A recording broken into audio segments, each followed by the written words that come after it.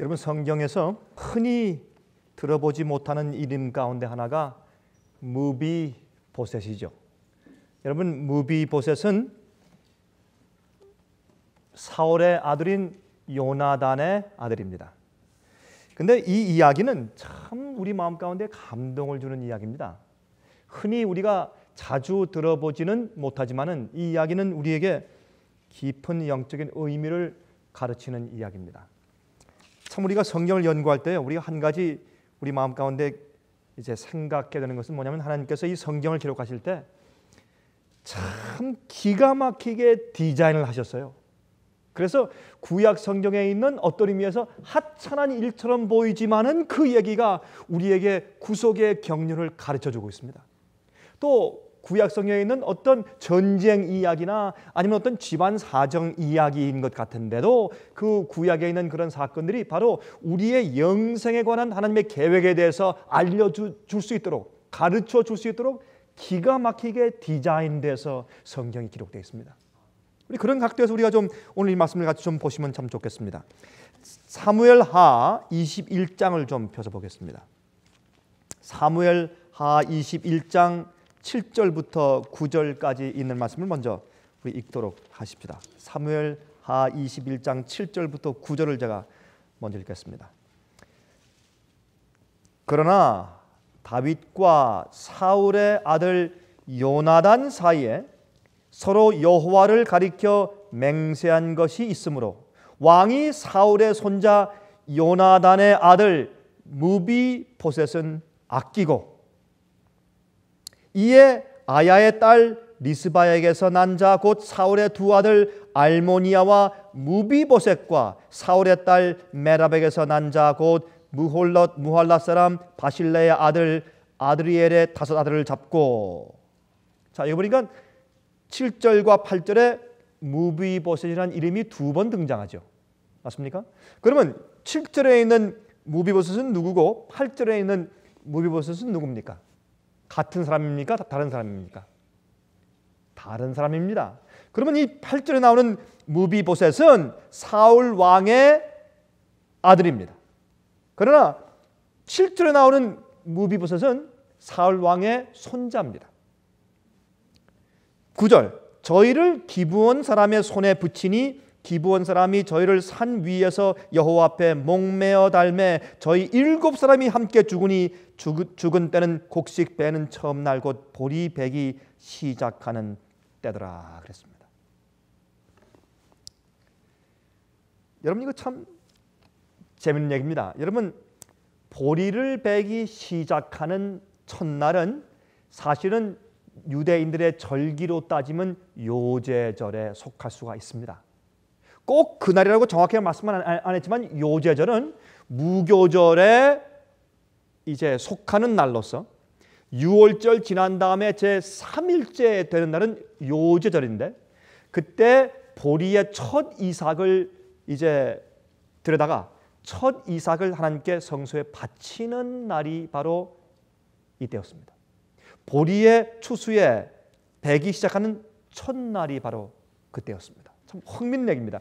다시 말해서 하나님께서 예수 그리스도를 통해서, 아니면 성령을 통해서, 아니면 쉽게 해서 이른비 성령의 역사를 통해서, 아니면 예수님께서 십자가에서 돌아가시는 일, 부활하시는 일, 이런 모든 일, 주님께서 우리를 인생을 구원하시는 모든 역사를 이루시는 장면마다 주님께서 의로 인간들을 용서하시고 구속하시지만 동시에 그 주님의 언약대로 살지 않는 자들에게 심판이 동시에 주어집니다.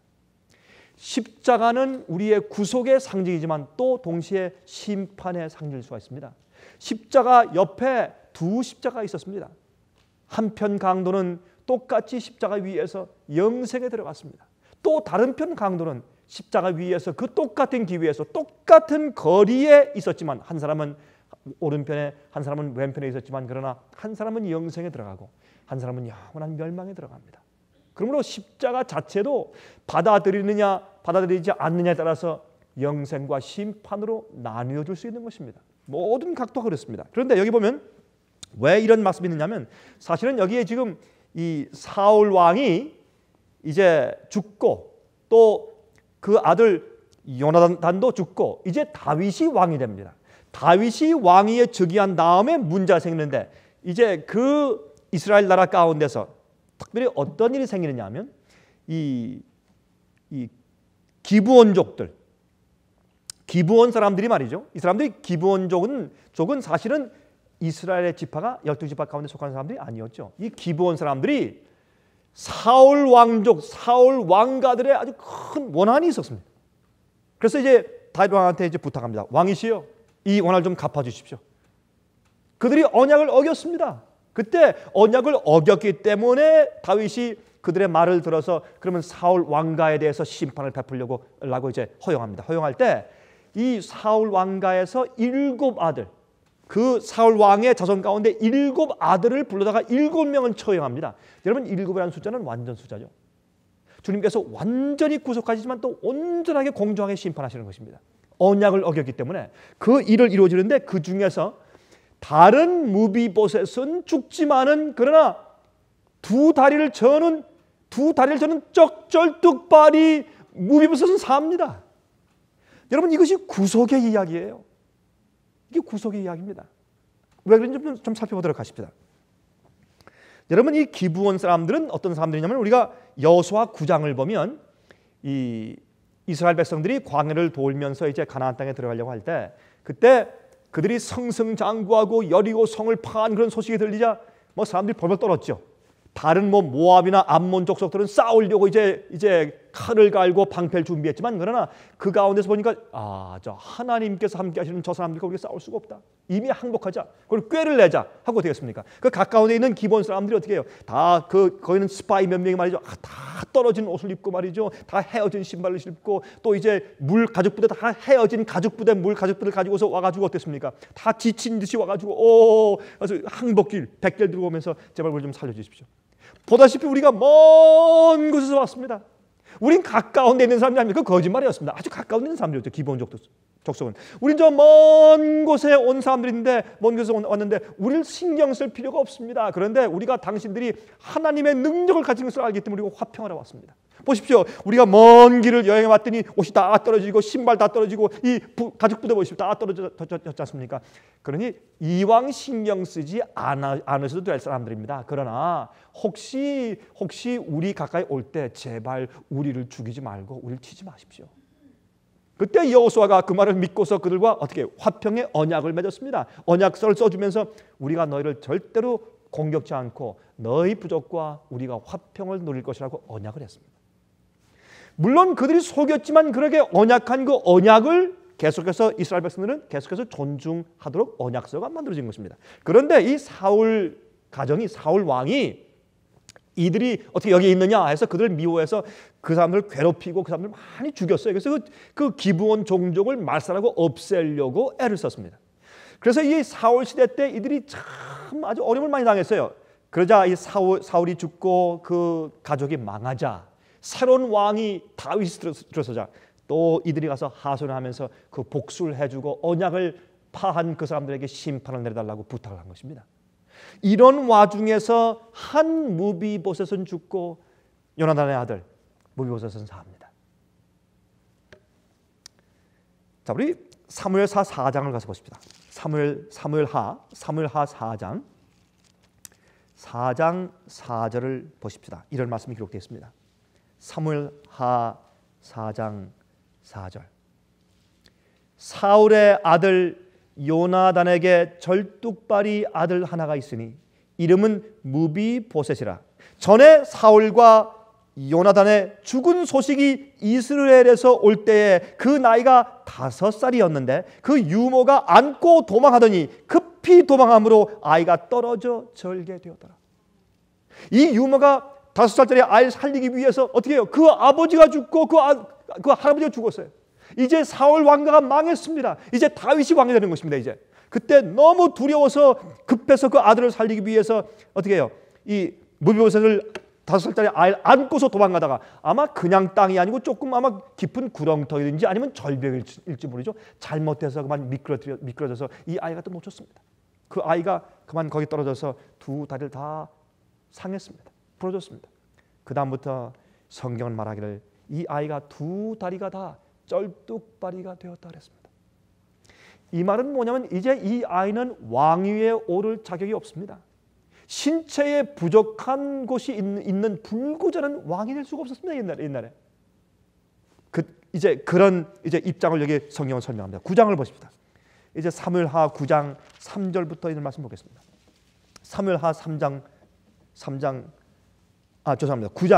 사무엘하 9장 3절부터 11절까지 또 13절을 읽겠습니다. 보십시다. 왕이 가로되 사울의 집에 남은 사람이 없느냐. 이것은 다윗이 지금 묻는 것입니다. 다윗이 자기를 그렇게 괴롭힌 사울 왕이었지만은 그 집안에 자비를 베풀기 위해서, 다른 이유가 아무것도 없어요. 자기를 원수처럼 대해서 괴롭힌 그 사람들에게 자비를 베풀기 위해서 묻습니다. 이건 다윗 왕이죠. 왕이 가로되 사울의 집에 남은 사람이 없느냐. 내가 그 사람에게 하나님의 은총을 베풀고자 하노라. 시바가 왕께 고하되 요나단의 아들 하나가 있는데 절뚝발이니이다. 여러분이시여, 하나님께서 우리를 왜 찾으십니까? 심판하기 위해서가 아닙니다. 우리에게 자비와 은혜를 베푸시기 위해서. 이것이 우리가 하나님을 보고 이해하는 첫 번째 우리의 관념이 되어야 합니다. 우리의 개념이 하나님께서 왜 우리를 찾아오셨느냐 말입니다. 그래서 심판이 아니고 자비와 은총이고 은혜입니다. 자, 4절. 왕이 저에게 묻되 그가 어디 있느냐. 시바가 왕에게 고하되 로드발 암미엘의 아들 마길의 집에 있나이다. 왜요? 숨어서 몰려 도망가 피해 있는 것입니다. 무서워서 왕을 대할 수가 없는 것입니다. 다윗 왕이 사람을 보내어 로드발 암미엘의 아들 마길의 집에서 저를 데려오니 사울의 손자 요나단의 아들 무비보셋이 다윗에게 나와서 엎드려 절하매 다윗이 가로되 무비보셋이여 하니 대답하되 주의 종이 여기 있나이다. 그는 왕자입니다. 그는 이제 곧 왕자리에 오를 수 있는 그런 왕자의 위치에 있던 사람입니다. 졸지에 그는 뭐가 됩니까? 그는 졸지에 종이 됩니다. 우리는 하나님께서 하나님의 형상으로 창조한 거룩한 인간들이었습니다. 그러나 졸지에 우리가 전쟁에 졌어. 졸지에 우리가 마귀에게 함정에 빠져서 우리 넘어지고 타락한 다음에 졸지에 우리가 죄의 종이 되었습니다. 굴복할 수 없는 죄의 종이 되었습니다. 여기 보십시오. 이때 그가 얼마나 떨었을까요? 얼마나 와가지고 이제 군대들이 와가지고 갑시다. 왕이 부릅니다. 얼마나 두려웠을까요? 예? 이제 내가 죽는구나. 그러나 왕이 그를 부른 이유는 자비와 은총을 베풀기 위해서. 7절. 다윗이 가로되 무서워 말라. 아마 참 그 무릎 꿇고서 아마 머리를 땅에 대고서 아마 펄펄 떨었을 거예요. 무비보셋이. 그렇죠? 그러니까 왕이 부드러운 말로 다윗이 가로되 무서워 말라. 내가 반드시 내 아비 요나단을 인하여 내게 은총을 베풀리라. 내가 내 조부 사울의 밭을 다 내게 도로 주겠고 또 너는 항상 내 상에서 먹을지라. 이것은 왕의 자비 때문이지 무비보셋이 그런 취급받을 만한 자격이 전혀 없는 것입니다. 이것은 여러분 구속의 경륜의 얘기예요. 이 얘기가 바로 우리 얘기예요. 우리가 여러분 무비보셋이에요. 보면 우리가 8절 저가 절하여 가로되 이 종이 무엇이고 한데 왕께서 죽은 개 같은 나를 돌아보시나이까. 여러분 진실로 말이죠. 우리가 이 사실을 우리가 정말 무비보셋이 말한 것처럼 우리가 진실로 말할 수 있다면 우리는 하나님께 반역적인 죄를 지을 수가 없습니다. 하나님, 우린 죽은 개 같은 사람입니다 라고 정말 말할 수 있다면 우린 절대로 주의 명령을 어길 수 없게 됩니다. 이 말을 우리가 진실로 할 수 있다면. 이 무비보셋은 바로 우리입니다. 내가 바로 요나단의 아들 두 쩔뚝발이 무비보셋입니다. 그가 지금 다윗 왕 앞에 끌려와서 무릎 꿇고 두려워 떨고 부박 떨고 있을 때 내가 주의 종입니다. 나는 개 같은 자입니다. 죽은 개 같은 날 왜 이렇게 주님께서 왕께서 이렇게 관대하게 대하시고 이렇게 선을 베푸십니까? 그때 다윗 왕이 말하기를 무서워 말라. 내가 내 아비 요나단과 함께 맺은 그 언약 때문에 그렇다. 내가 잘나서가 아니야. 내가 자격이 있어서 아니라 내가 너의 아버지 요나단과 맺은 그 언약을 내가 지금도 기억한다. 하나님께서 여러분과 저를 선대하시고 자비 베푸시고 용서하시고 구원하신 이유는 다른 게 없습니다. 예수 그리스도께서 맺으신 그 언약 때문에 그렇습니다. 주님의 언약 때문에 하나님 아버지께서 우리에게 자비를 베푸시고 은총을 베푸시기 위해서 우리를 부르시는 겁니다. 다른 이유가 없어요. 다른 이유가 없어요. 9절 왕이 사울의 사원 시바를 불러서 이르되 사울과 그 온 집에 속한 것은 내가 다 내 주인의 아들에게 주었노니 너와 내 아들들과 내 종들은 저를 위하여 밭을 갈고 거두어 내 주인의 아들을 공개하라. 그러나 내 주인의 아들 무비보셋은 항상 내 상에서 먹으리라 하니라. 시바는 아들이 15이요 종이 20이라. 왜 이렇게 사람들이 많아요 이 집에? 제가 볼 때는 바로 여기에 이 사람들은 천사들을 대표합니다. 영적인 상징으로 하나님께서 우리를 왕의 식탁에 먹게 하시면서 우리에게 영적인 선물을 주시고 능력을 주시고 성령을 주시고 우리를 도와주시고 함정에 빠졌을 때 건져주시고 위험과 유혹받을 때 계속 힘을 주시고 보호하시는 천사의 역할, 의인들을 구원하기 위해서 부리는 영으로 부르신 천사들이 우리 주에서 항상 우리를 도와주는 것입니다. 시바에게 말하기를 너는 이 사울 왕의 땅을 다 내게 줄 테니까 너는 내 모든 가족과 함께 다 일해서 그 얻은 그 소장을 그 풍장을 통해서 얻은 그 소출을 통해서 너의 주인 무비보셋 두 발을 저는 쩔뚝발이를 섬겨라. 핍절함이 없도록 하라. 여러분 우리가요 이 세상에서 우리가 기도하고 구할 때 하나님께서 우리가 원하는 거 다 안 주십니다. 다 줄 수가 없어요. 우리가 우리 자식들이 원하는 것도 다 안 주는데 다 안 주는 것이 최선인 것을 알기 때문에 어떤 때는 안 주는데 어떻게 하나님께서 우리 구하는 걸 다 주면 우리가 구하는 거 다 주시면 큰일 나요. 큰일 나요 어떤 때는. 여러분 제가 과거에 제가 구하던 것을 기억하면서 주님께서 안 주시길 얼마나 다행인지 그런 느낌을 제가 한두 번 가진 것이 아닙니다. 여러분은 어떤지 모르겠어요. 그러나 우리의 구원을 위해서 주님께서 무엇을 아끼십니까 여러분? 우리의 구원에 필요한 것을 위해서 주님께서 안 주신 것이 무엇이 있느냐 말입니다. 이것이 무비보셋 이야기입니다. 자, 저 뒤에 보시겠습니까 이제? 11절 시바가 왕께 고하되 내 주 왕께서 온갖 일을 종에게 명하신 대로 종이 준행하겠나이다 하니라. 무비보셋은 왕자 중 하나처럼 왕의 상에서 먹으니라. 우리는 이 땅에 살고 있지만 우리가 예수님께 나아가 굴복하고 예수님을 나의 구세주로 받아들인 그 거듭남의 경험 하나 때문에 우리는 지금 하늘의 왕자로 하늘에 있는 것처럼 취급받고 하나님 아버지의 상에서 먹고 살고 있지 않습니까? 실제로 13절 무비보셋이 항상 왕의 상에서 먹음으로 예루살렘에 거하니라. 그는 두 발이 다 쩔뚝이었더라. 여러분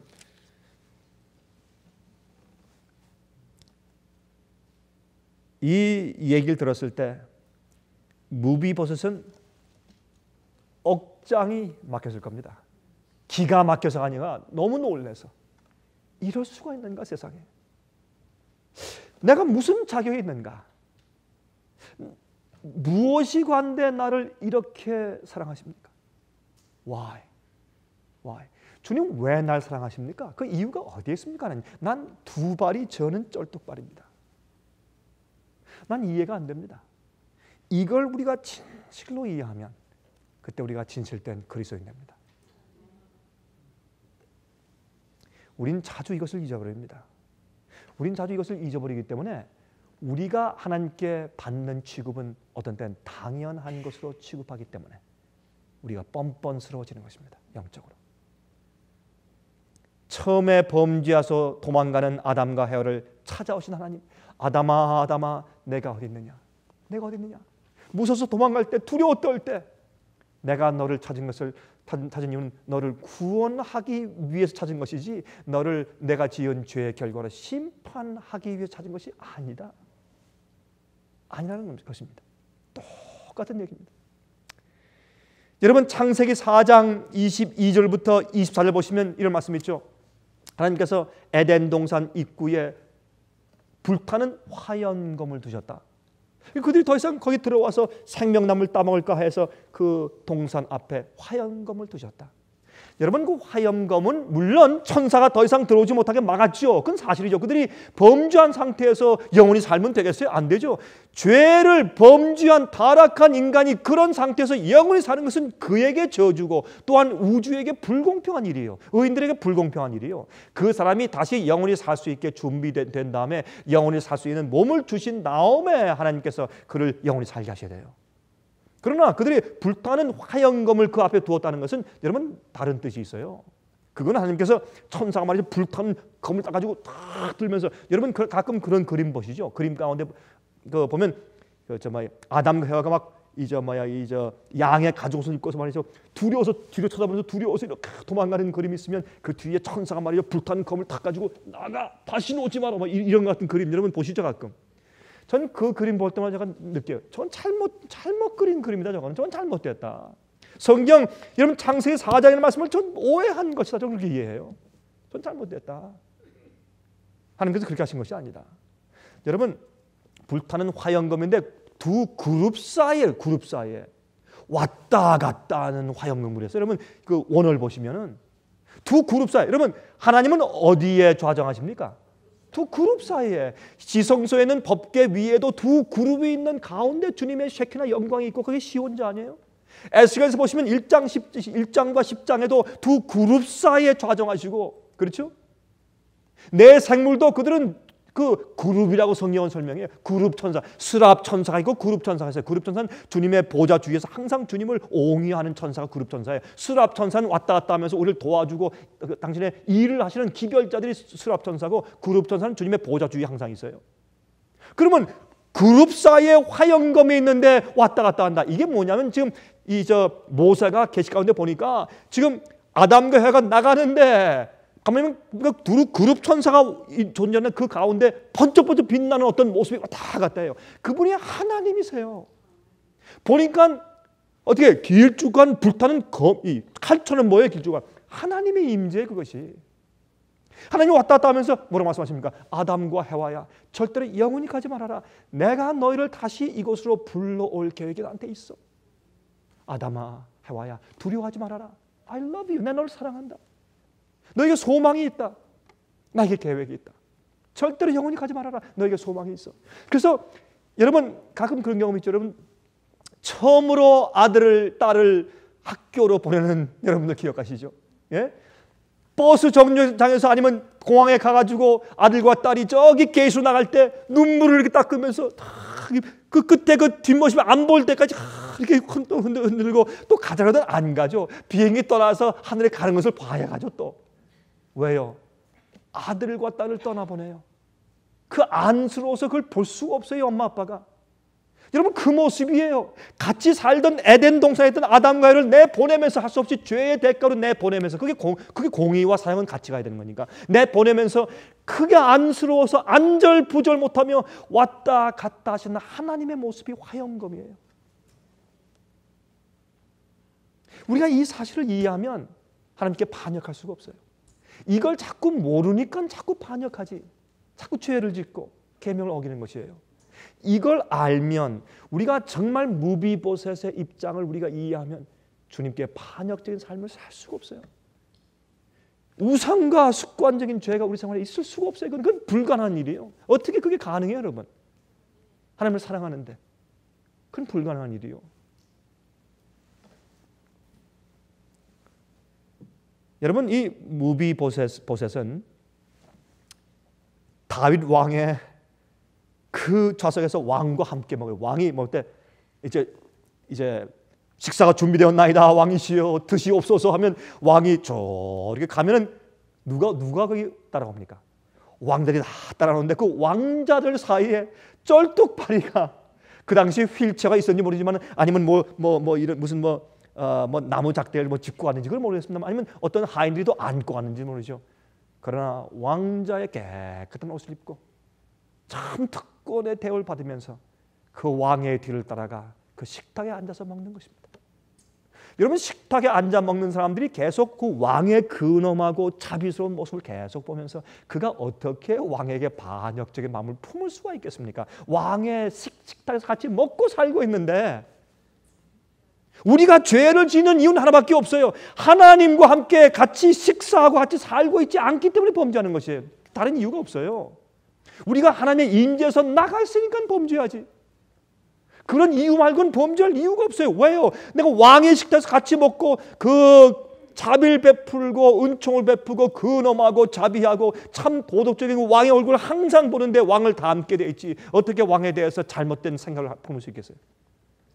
그건 안 되는 거죠. 그래서 이 무비보셋이 말이죠. 다윗에게 반란을 내가 또 이 정부를 뒤엎어가지고 내가 왕이 돼야지, 그런 생각을 절대로 품을 수 없고 불가능했던 이유는 뭐냐면 그의 왕이 자기를 취급한 데 대한 감격 때문에, 감사함 때문에 아니에요. 여러분과 제 마음 가운데 구원에 대한, 십자가의 은혜에 대한 감격과 감사가 사라지잖아요. 그거 사라지면 우리가 뭐에 빠진 줄 아세요? 외식주의에 빠지고 율법주의에 빠지고 경건의 능력이 없이 경건의 모양만 가지게 돼요. 그러면 그 자체가 여러분들이 벌써 예수께로부터 나가는 겁니다. 그래서 우리의 생애의 능력은 뭐냐면 내가 항상 왕의 식탁에서 먹는 것이에요. 이게 뭡니까? 왕의 음식이에요. 이건 아무나 먹는 게 아니에요. 그냥 읽는다고 이해되는 것이 아닙니다. 왕과 함께 있어야 이 양식이 내 몸에서 양식이 되는 것이에요. 이게 우리 왕의 식탁에서 먹는 것이에요. 이 음식은 나로 하여금 왕자가 되게 하고 왕녀가 되게 하는 것이에요. 이 음식을 먹으면 내가 영원히 살아요. 하나님의 왕국에 주님과 함께 보좌에 앉아서. 이게 생명의 떡이에요. 하늘에서 내려온 만나고. 그렇죠? 그래서 그분의 식탁에서 먹기 때문에 그래요. 우리는 무비보셋처럼 태어날 때부터라고 말해도 좋겠죠? 우리는 떨어져서 타락해서 두 다리가 쩔뚝바리가 된 우린 병신들이에요. 이 말이 좀 기분 나쁘죠? 아니, 병신 그럼 기분 나쁜 말이 왜 한국 사람들 말하는? 그럼 우리가 그래. 우리는 병신들이에요.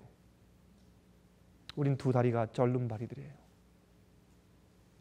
그래서 우리는 하나님께 그러한 자비와 은혜를 받을 만한 자격이 없는 사람들입니다. 주님께서 자비로 우리를 거기 앉게 하셨어요. 그래서 그것을 가만히 느끼며 감격하고 감사하고 식탁에서 보면 같이 먹으면 자연히 왕의 품습을 담게 돼요. 거지처럼 살지 않습니다. 거지처럼 먹지 않아요. 근엄하게 살고 거룩하게 살아요. 왜? 왕의 식탁에서 함께 먹으니까. 품위가 생겨요. 많은 사람들은 식사를 할 때 불만과 싸움의 정신에서 식사해요. 참된 거듭난 그리스도인들은 감사함으로 먹을 수가 있습니다. 그래서 모든 음식마다의 십자가의 사인이 기록되어 있고 마시는 모든 물 한 모금 한 모금마다의 하나님의 사랑이 적혀 있다고 했어요. 그러한 사랑이 죄를 짓고 싶어도 죄를 짓지 못하게 만드는 것입니다. 여러분, 요한일서 3장을 가서 보십시다. 요한일서 3장을 가서 보세요. 어떻게 기록되어 있는 거 보십시다. 요한일서 3장을 보시면 여러분, 요한일서 3장에 여기 말씀하시기를 이렇게 말씀했죠. 요한일서 3장 3절에 주를 향하여 이 소망을 가진 자마다 그의 깨끗하심과 같이 자기를 어떻게 해요?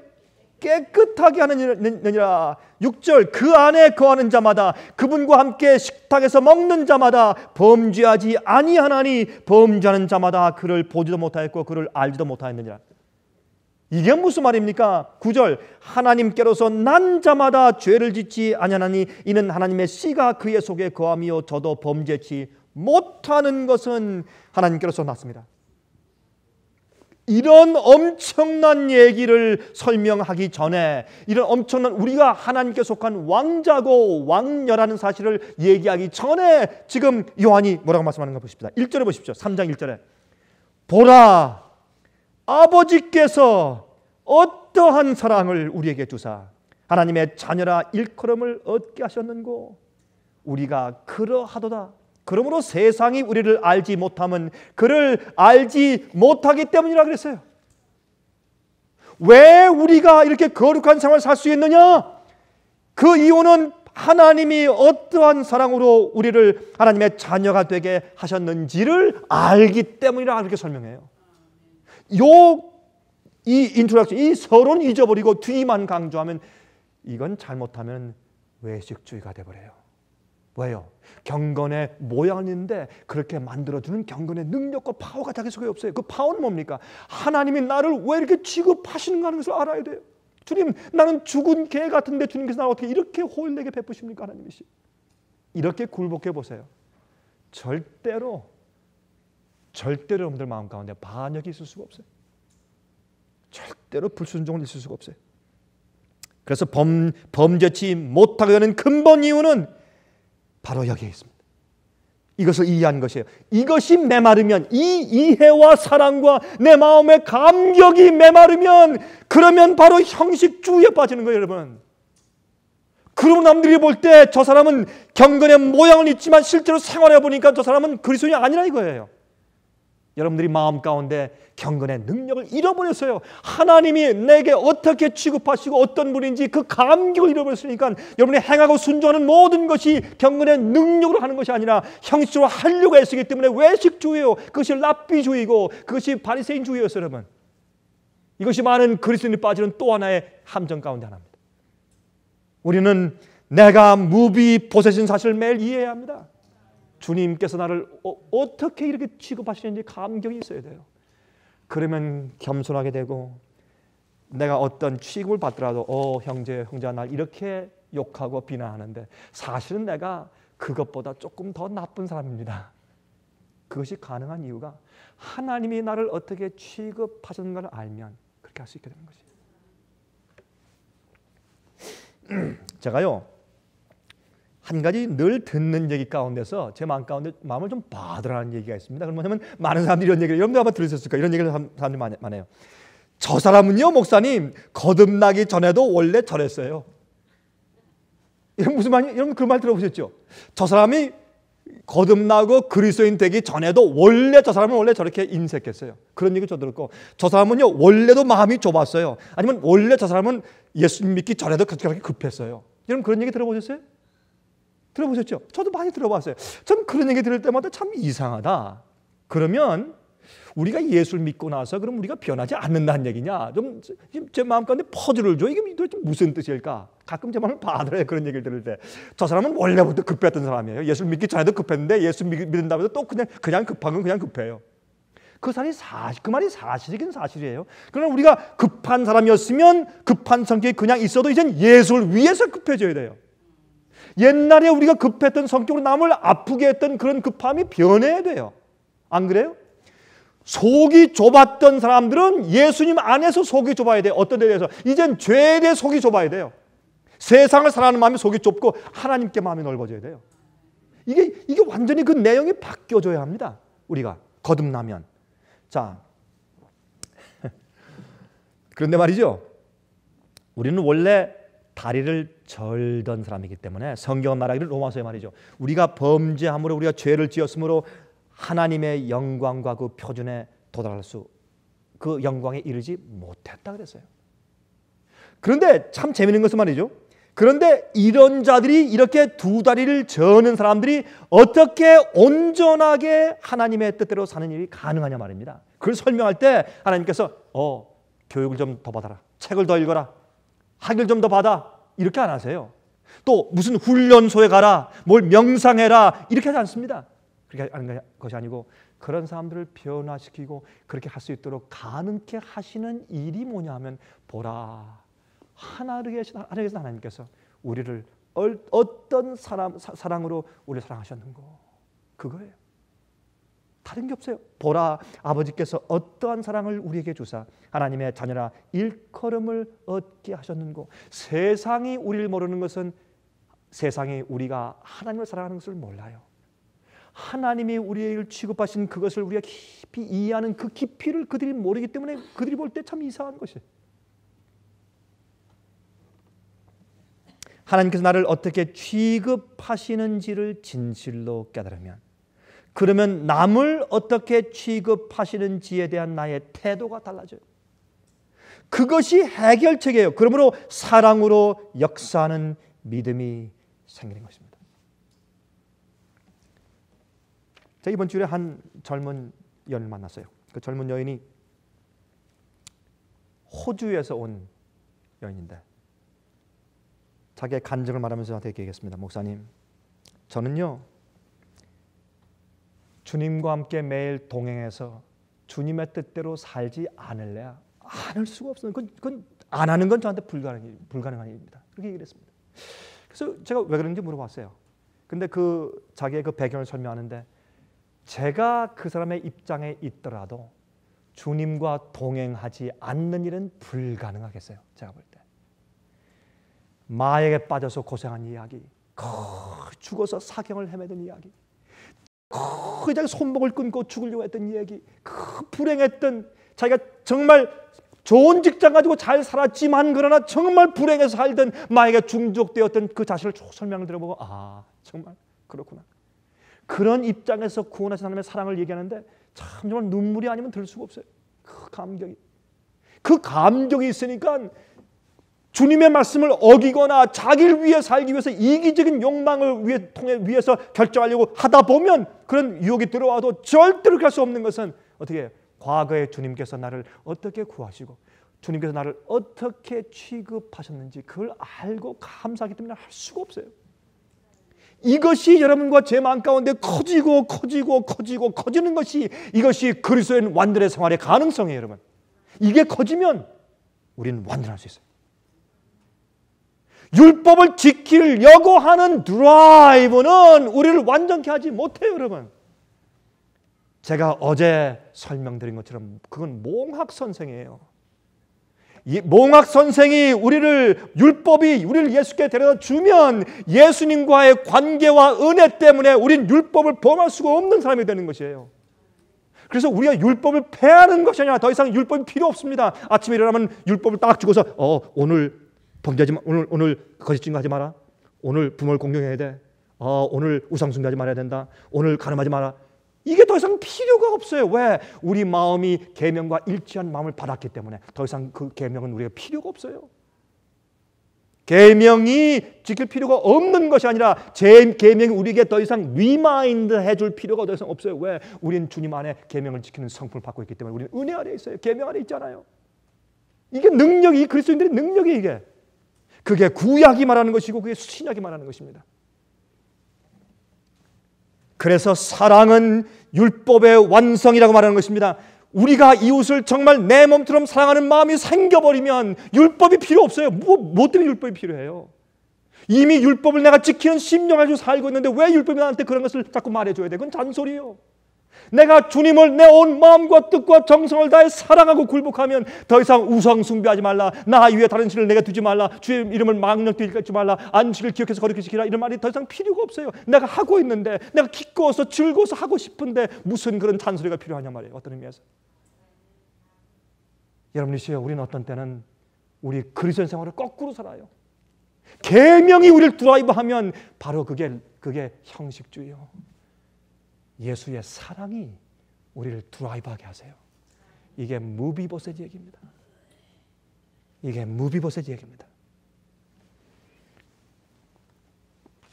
한 번은 제가 이제 어떤 사람이 돈이 필요했는데 제가 알았어요. 그 돈이 필요했는데 이 사람한테 그 돈을 제가 느끼기를 내가 이 사람한테 그 돈을 좀 줘야 되겠다는 생각이 들어가는데 물론 뭐 돈이 있는 사람들에겐 그게 뭐 아무것도 아닌 액수인데 가난한 목사인 저에게는 그래도 큰 액수 아니에요. 안 그렇습니까? 근데 이걸 이 사람한테 지금 필요하다는 걸 제가 금방 지금 알게 됐는데 이걸 줘야 할 텐데 제가 뭐가 떠오르냐면 저의 개인적인 필요가 탁 지나가고 우리 집사람의 필요가 지나가고 내 아이들이 뭐 지금 당장 뭐 사달라고 하는데 그걸 못 사줬어요. 그게 필요가 탁 지나가는데 그걸 빨리 쓰면 참 아니 하나님께서 내가 뭐 이걸 가지고 저 사람한테 좀 필요가 있는데 알면서 안 주고 내가 가족을 위해 쓴다고 주님께서 너 이기적이야, 너 이게 심판하실 일은 없다. 난 그런 생각이 들어가요. 저 마음 가운데서 내가 뭐 주님께서 저 사람한테 저 돈을 주시려면 좀 조금 더 나은 사람을 통해서 감동해 주시지 왜 날 통해서 주실 필요가 있나? 내 그런 생각이 일어났어요. 여러분 그렇게 하다가 제가 그 다음 시간에 그때가 야영의 기간이었습니다. 그 다음 시간에 제가 시간을 쓰는데 제가 설교를 하는데 제가 뭘 설교하냐면 제가 예수님의 십자가의 사랑을 설교했어요. 십자가의 사랑을 설교하고 제가 이제 의의 문제를 설교하면서 십자가의 사랑을 높이면서 쭉 이제 의에 대해서 하나님만 의다. 우리가 의롭게 살아야 된다. 그러면 그 의가 뭐냐? 어떻게 의롭게 살 수 있느냐? 그걸 쭉 설명하다가 제가 십자가 얘기를 쭉 하는데 그 설교를 하면서도 제가 느끼는 게 제 마음 가운데 파워가 떨어져요. 왜 그렇겠어요? 말은 하는데 제가 살질 않아요 지금. 제가 항상 제 집 다 팔고 뭐 자동차 다 팔고서 뭐 집에 가지고 우리 식구들은 다 밖에 내 앉아서 천막 치고 살고 다 도와주라 이런 뜻은 아니죠. 그렇죠? 이웃은 무엇이 이웃이에요? 우리에게 나의 도움이 필요한 자가 이웃이에요. 어떤 사람은 말이죠. 내 형제 자매도 내 이웃이 아닐 수가 있어요. 왜? 내게 필요를 요구하지 않으니까. 나의 도움이 필요가 없어요. 어떤 사람은 내 바로 옆집 사람도 내 이웃이 아닐 수가 있어요. 왜? 나의 도움이 필요치 않으니까.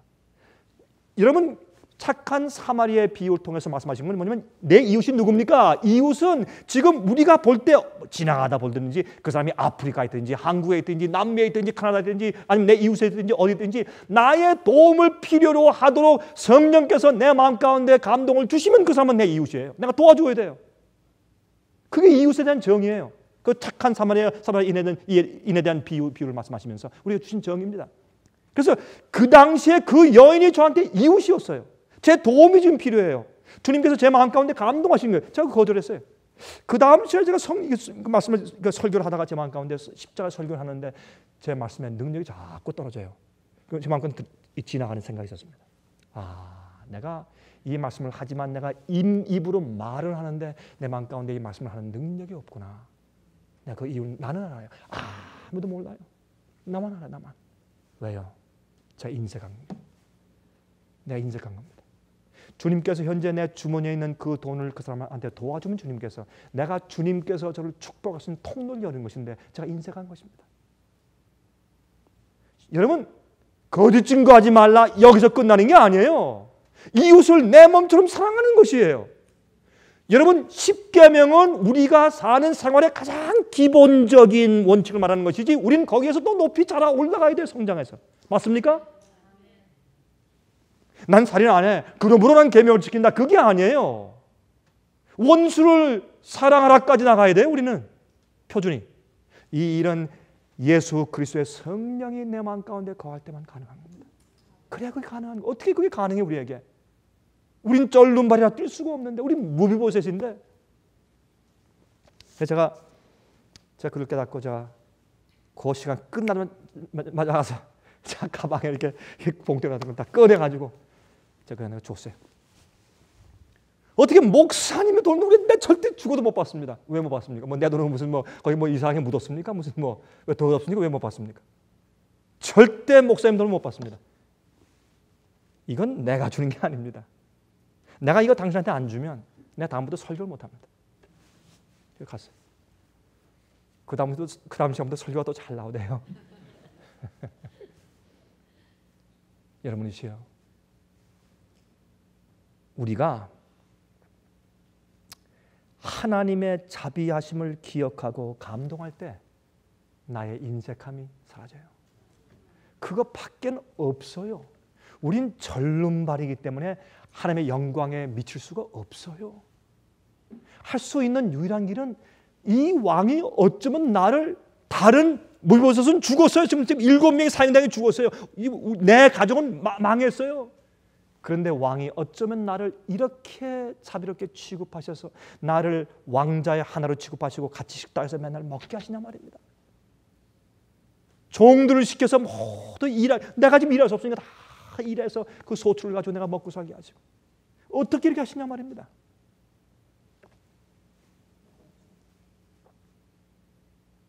한 학생이 말이죠, 설교하는데 그 설교하다가 그 끝에 한 시를 읽었습니다. 근데 영어로 그 시를 읽는데 가만히 들어보니까 참 그 시가 감동적이더라고요. 그 시가 이런 시였습니다. 한 불구자가 쓴 시입니다. 그 불구자가 이런 시를 썼더라고요. 나는 보지도 못하고 말하지도 못하는 불구입니다. 나는 다른 사람들이 가지고 있는 것을 나는 가지고 있지 못합니다. 그들이 볼 때 난 볼 수가 없습니다. 그들이 말할 때 난 말할 수가 없습니다.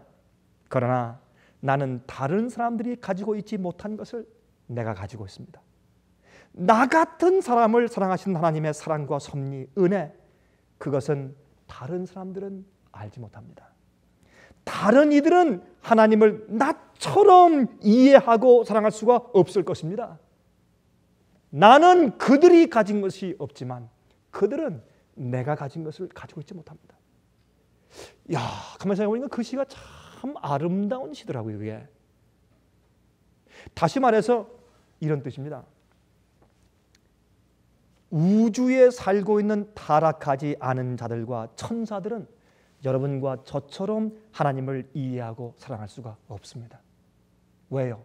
우리처럼 떨어져 타락해서 그렇게 악하게 되었는데 하나님이 오셔서 우리를 안으시고 데려가시고 우리를 씻기시고 치료하시고 왕의 식탁에 앉아서 그렇게 취급받도록 하신 자비를 한 번도 경험한 적이 없기 때문에 그래요.